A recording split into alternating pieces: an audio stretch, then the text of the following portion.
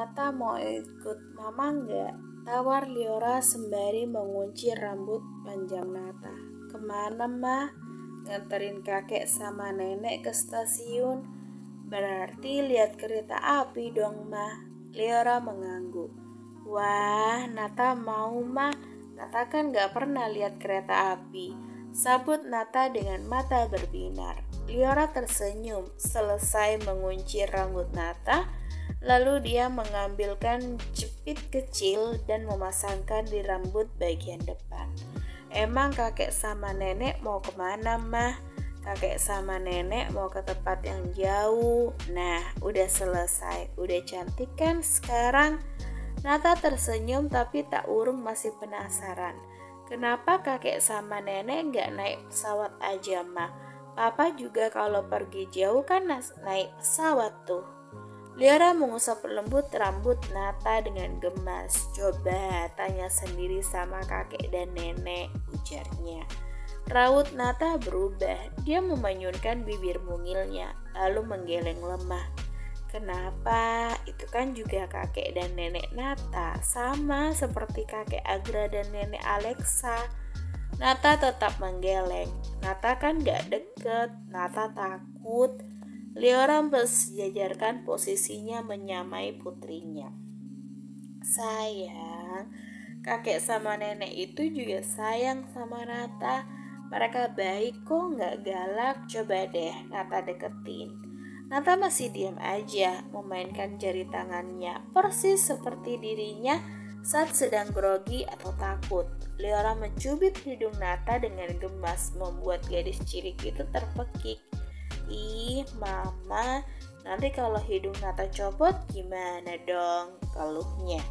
Liora tertawa dan menggeleng. Gak mungkin lah sayang, yuk sarapan dulu di bawah. Nata mengangguk, namun belum juga Liora beranjak. Nata menahannya dan menyentuh perut rata mamanya. Mah, kapan di sini ada adiknya? Liora sontak tertegun. Hari ini memang tanggal merah.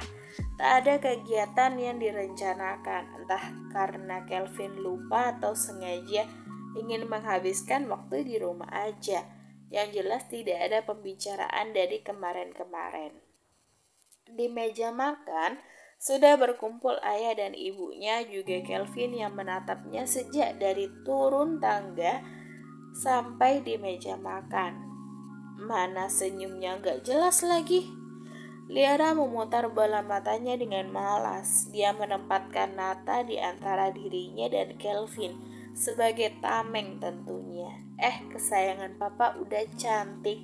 Ya dong pa, mama yang nguncirin tadi. Pantas aja cantik. Makin berlipat-lipat, orang yang dandanin juga cantik. Kelvin mengedipkan sebelah matanya. Nanti Liora sama Nata ikut bu. Liora mengabaikan Kelvin dan mengalihkan pembicaraan. Iya, tidak apa-apa. Tapi Nata mau kan? Ucap Rosa sembari memandang lembut cucu tirinya itu. Iya nek. Nata masih canggung. Pantas saja, dia kan bertemu Rosa hanya waktu pernikahan Liora dulu. Dan sekarang ini. Itu pun gak lama. Baiklah, nanti nenek belikan kembang gula di sana. Serius nek? Wah, Nata jadi gak sabar. Tentu aja, sekarang sarapan dulu ya, ucap Rosa. Nata mengangguk semangat. Kini dia mulai berani bertanya-tanya pada nenek barunya itu. Hal yang sedari kemarin ditahannya karena tidak berani menanyakannya. Liora menghela nafas lega, setidaknya putrinya tidak lagi canggung pada neneknya sendiri. Ternyata diam-diam Gilang memperhatikan Nata, entah kenapa dia rasa cucu tirinya itu mengingatkan pada masa kecilnya Liora. Sangat mirip dari wajahnya dan juga tingkahnya, juga cerewetnya setelah mengenal orang tersebut. Gilang menghela nafas berat, semoga aja itu hanya praduga aja. Beliau kembali menyantap sarapannya di sela-sela obrolan kecil keluarga kecil itu dan istrinya. Pukul 8:02, Kelvin yang menyetir. Awalnya, Liora tidak memberitahukan pada Kelvin tentang rencananya mengantar ayah dan ibunya ke stasiun. Tapi justru putri kecilnya lah yang merengek padanya untuk ikut mengantar nenek dan kakeknya. Tentu saja, dia menyambutnya dengan senang hati. Kelvin dan Gilang di kursi depan, sedangkan Rosa, Liora, dan Nata di kursi belakang. Sesekali Kelvin mengawasi mereka dari kaca depan. Kekehan kecil terdengar, dia terlihat bahagia. Gilang makin merasa tidak enak hati. Memang benar, awalnya dia berniat membalaskan dendam karena penipuan di masa lalu. Tapi melihat putrinya bahagia bersama keluarga kecilnya, rasa dendamnya itu menguap begitu saja. Apalagi Kelvin juga tak menunjukkan tanda-tanda sebagai pria brengsek, bahkan kelihatan sangat menyayangi putrinya. "Kau mencintai putriku?" tanya Gilang dengan pelan. Untung aja yang di belakang sedang seru-serunya lagi bercanda, sehingga kemungkinan mereka tidak mendengar ucapannya barusan. Kelvin mengangguk dan tersenyum. "Tentu saja, saya sangat mencintai putri Bapak," jawabnya dengan yakin. "Bagus, aku mempercayaimu."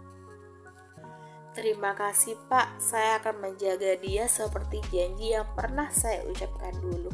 Bahkan setiap hari saya mengatakan janji itu pada diri saya sendiri.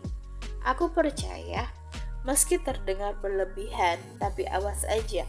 Kalau sampai saya dengar dia mengalami kesusahan karenamu, jangan harap kamu bisa melihatnya lagi," ucap Gilang dengan tegas. "Saya janji Pak, apapun resikonya, saya akan melindungi Liora," ucapnya dengan mantap. "Papa minta minum, Nata haus." Kelvin mengulurkan sebotol mineral pada Nata. "Hati-hati sayang, minta bantuan mama aja." Nata mengangguk. Kelvin kembali fokus pada jalanan di depannya. 1 kilometer lagi sudah sampai ke stasiun. Di stasiun terlihat ramai dengan mereka yang akan berpergian. Kereta api memang masih menjadi alat transportasi yang murah. Mungkin itu juga yang menjadi pertimbangan kedua orang tua Liora. Padahal sebenarnya Liora sudah menawari untuk diantar Pak Ujang aja. Selain cepat, juga tidak terlalu lelah dan pastinya terjamin. Tapi mereka menolaknya. Mereka memang lama tidak mengunjungi kerabat yang berada di kota lain, yang artinya harus melipir. Jadi sekalian dari berkunjung ke rumah putrinya, langsung bablas. Sekalian capeknya kalau kata Rosa. "Nenek, naik kereta api itu enak nggak?" tanya Nata. Di tangannya menggenggam gula-gula berwarna pink, sesuai yang dijanjikan oleh neneknya tadi. "Tentu aja, naik kereta itu pemandangannya lebih indah sayang, karena biasanya melewati lahan yang bukan pemukiman warga." "Wah, Nata jadi pengen. Besok aja ya ngajakin papamu," ucap Liora dengan maksud bercanda, tapi namanya juga anak kecil, selalu menanggapi dengan serius. "Mau Pak, kapan kita naik kereta?" Kelvin gelagapan. Dia aja seumur-umur juga belum pernah naik kereta api. Itu, wah, keretanya datang," pekik Nata girang. Kelvin menarik nafas lega untuk ngajak kereta api mengalihkan perhatian putri kecilnya. Kini mulut mungil itu nyerocos bertanya tanpa henti pada neneknya. Kelvin sendiri diam-diam meraih tangan Liora dan menautkan jemarinya. Bibirnya tersenyum memperhatikan putrinya yang terlihat sangat bahagia. Liora bermaksud melepaskannya, tapi ditahan oleh Kelvin. Dia mendecak pelan, tapi tak bisa berbuat apa-apa. Tak lama kemudian, jadwal pemberangkatan kereta api. Kelvin baru melepas genggamannya dan membantu membawakan barang-barang untuk mertuanya. Kereta api perlahan berjalan lagi. Nata melambaikan tangannya pada nenek dan kakeknya. "Bye nenek, kakek, besok main ke rumah Nata lagi ya." Tentu saja tidak terlalu terdengar dari dalam, tapi melihat neneknya, Apalagi kakeknya membalas lambaian tangannya membuatnya tersenyum riang. Yes, akhirnya lihat kakek senyum. Liora mengacak rambut Nata dan tertawa. Nah, sekarang kita kemana? Tanya Kelvin.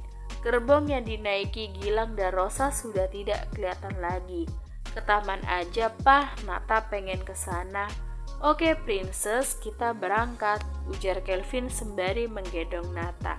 Kelvin mengikuti mereka dari belakang. Sudut bibirnya ikut tertarik setelah lama mereka tidak jalan bersama seperti ini. Bersambung.